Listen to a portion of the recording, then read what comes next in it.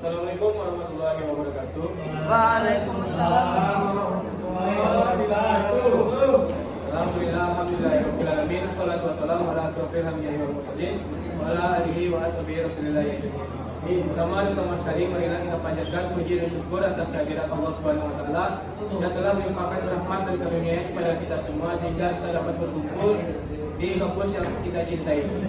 Salawat serta salam tidak lupa kita hadiahkan kepada junjungan kita yang mulia Nabi Muhammad SAW dengan antara kata Allahumma shalli ala sayyidina Muhammad wa ala ali sayyidina Muhammad. Baiklah, saya tidak akan memanjang kata-kata mukadimah, langsung saja kita mulai presentasi kita pada saat ini. Perkenalkan, sebelumnya saya dari kelompok 2. Saya akan menjelaskan dengan teman-teman saya tentang makalah fluida dinamis yang akan dijelaskan oleh saudara Ijan. Assalamualaikum warahmatullahi wabarakatuh. Waalaikumsalam warahmatullahi wabarakatuh. Nah, saya akan menjelaskan tentang fluida dinamis.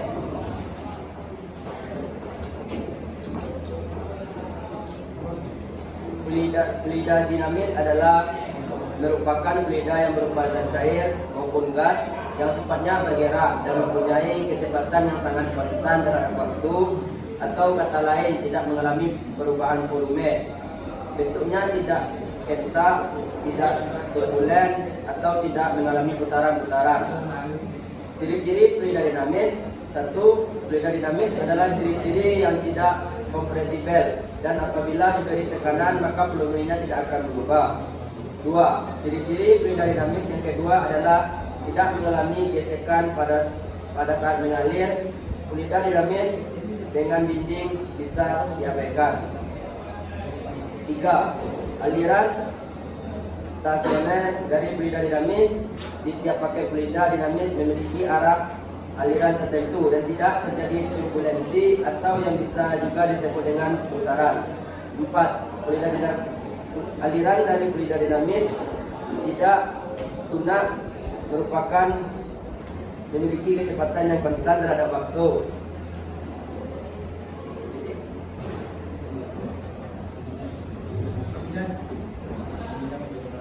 Selanjutnya yang akan dibacakan oleh Syauki. Selanjutnya itu jenis-jenis aliran fluida dinamis. Jenis aliran dari fluida dinamis terbagi menjadi 2 jenis dan akan kami bahas di bawah ini. 1. Aliran laminer.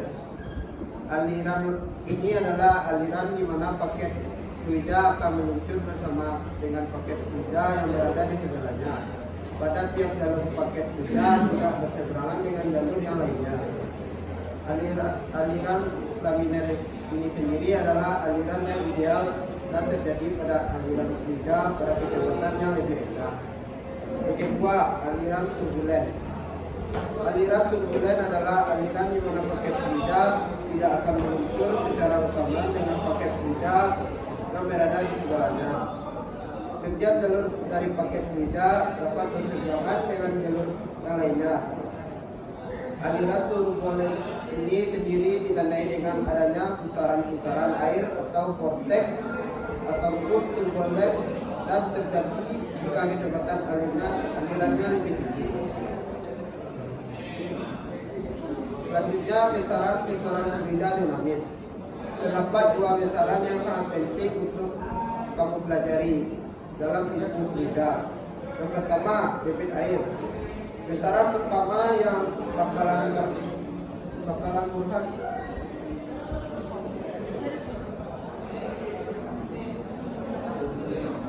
Kalau keadaan fluida yang bergerak, pasti kamu bakalan berpikir berapa banyak volume. Fluida yang mengalir, perbandingan antara volume fluida mengalir persatuan waktu tertentu dalam fisika disebut sebagai dB. Rumusnya Q sama dengan V per T sama dengan A kali V. Yang kedua, persamaan kontinuitas. Persamaan kontinuitas adalah persamaan yang menghubungkan kecepatan fluida dalam dari dari tempat ke tempat lain. Sebelum menurunkan hubungan,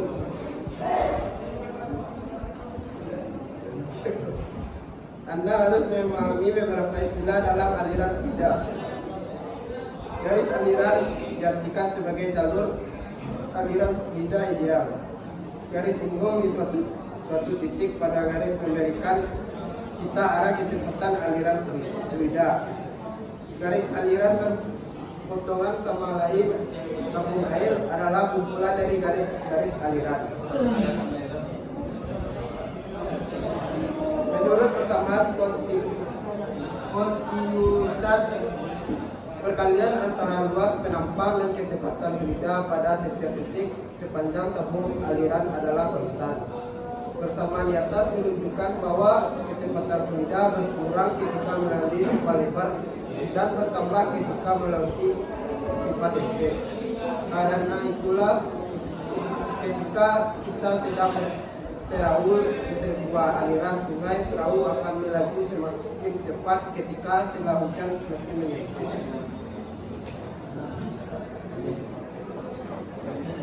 Selanjutnya akan dibacakan oleh Ahmad.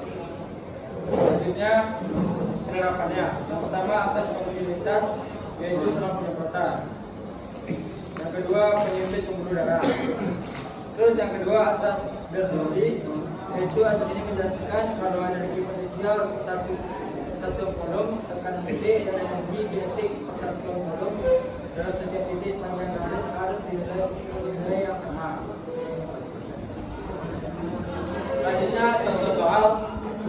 Itu yang pertama, jika Andi mengisi sebuah ember yang mempunyai kapasitas 20 liter dengan menggunakan air dari sebuah keran, apabila luas penampang keran dengan diameter D2 adalah 2 cm dan juga kecepatan air keran adalah 10 meter per second, maka coba tentukan yang pertama itu debit air, yang kedua waktu yang diperlukan untuk mengisi ember. Itu cara mencari debit air. Yang pertama itu Q sama dengan A2 kali V2 sama dengan 2 kali 10 pangkat min 4 kali 10.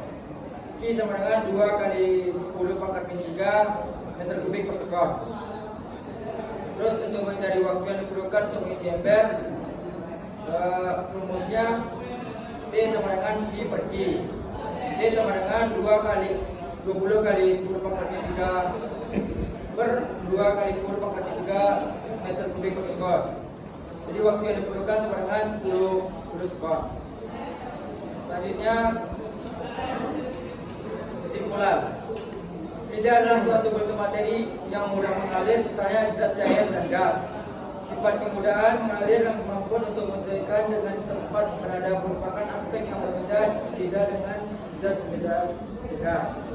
Dalam kehidupan sehari-hari dapat ditemukan aplikasi hukum Bernoulli yang sudah banyak diterapkan pada sarana dan prasarana yang menunjang kehidupan manusia masa ini, seperti untuk menentukan daya angkat pada sayap dan pada pesawat terbang, penyemprotan vakum, penyemprot racun hingga serangga dan lain sebagainya.